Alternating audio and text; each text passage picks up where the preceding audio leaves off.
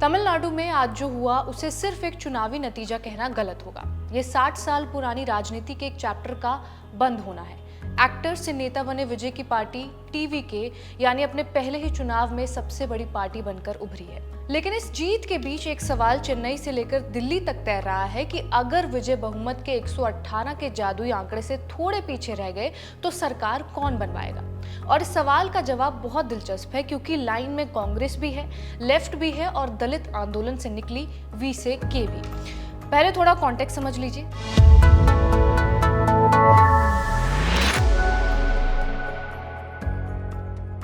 तमिलनाडु विधानसभा में कुल 234 सीटें हैं और सरकार बनाने के लिए 118 सीटें चाहिए।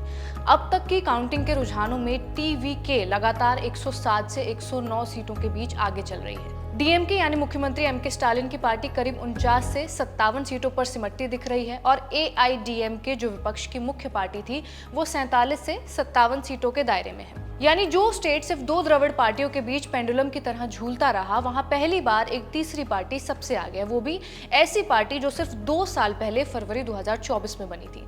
अब असली खेल यहीं से शुरू होता है। इंडियन एक्सप्रेस की रिपोर्ट के मुताबिक टीवीके को बहुमत से थोड़ी कम सीटें मिलने की सूरत में दूसरे दलों से फीलर्स आने लगे हैं। यानी छोटे दल खुद कह रहे हैं कि अगर जरूरत हो तो हम साथ में हैं। इस लिस्ट में कांग्रेस का नाम सबसे ऊपर है जो लगभग 5 सीटों पर बढ़त बनाए हुए है। सीपीआई और सीपीआईएम यानी दोनों कम्युनिस्ट पार्टियां करीब 2-2 सीटें ले सकती हैं। वीसीके यानी कि विद्युत थलाई चिरुथैगल कच्ची जो दलित अधिकारों की आवाज मानी जाती है, उसके भी 2 के आसपास सीटें आ रही हैं और पीएमके जो वन्नियार समुदाय का बेस रखती है, उसके पास भी कुछ सीटें हैं। इन सबको जोड़ दीजिए और टीवीके के पास बहुमत से कहीं ऊपर का आंकड़ा बन जाता है। लेकिन ये सिर्फ नंबर गेम नहीं है।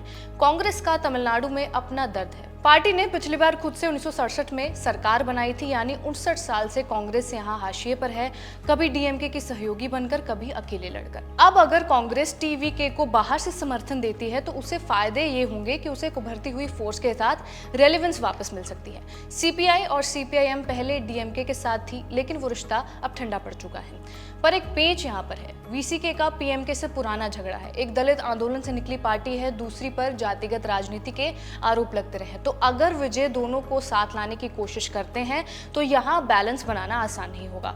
विजय ने अब तक बीजेपी और एआईएडीएमके दोनों को अपना पॉलिटिकल विरोधी बताया है, यानी एनडीए के साथ जाने का रास्ता उन्होंने खुद ही बंद रखा है। अब बात विजय की इनर टीम की। इंडियन एक्सप्रेस के मुताबिक चेन्नई के पनयूर इलाके में विजय के घर पर सोमवार को जो लोग अधिकारियों से कोऑर्डिनेशन करते दिखे, उनमें कुछ नाम बार बार आए।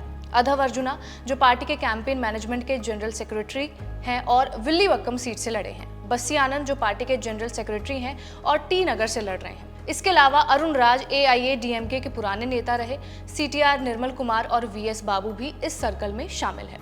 अधिकारियों ने इस इनर सर्कल को सिक्योरिटी प्रोटोकॉल्स, कॉन्टैक्ट पॉइंट्स और ट्रांजिशन की तैयारी पर ब्रीफिंग दी है। एक सीनियर ऑफिसर ने इसे स्टैंडर्ड कंटिजेंसी प्लानिंग बताया है, यानी जैसे ही बहुमत कंफर्म होगा बाकी फॉर्मेलिटीज तुरंत शुरू हो जाएंगी। एक टेंटेटिव टाइमलाइन भी सामने आई है कि शपथ ग्रहण शुक्रवार तक हो सकता है। सवाल यह है कि क्या ये गठबंधन वाकई बनेगा। तमिलनाडु की राजनीति की किताब का एक नया चैप्टर खुल चुका है। आने वाले कुछ दिन ये तय करेंगे कि विजय इस मैंडेट को सरकार में कैसे बदलते हैं। आज की इस वीडियो में बस इतना ही। इसे लिखा है हमारे साथी कमल भट्ट ने, रिकॉर्ड किया है तौफीक ने। मेरा नाम है रिया, आप देखते रहिए खबरगांव। शुक्रिया।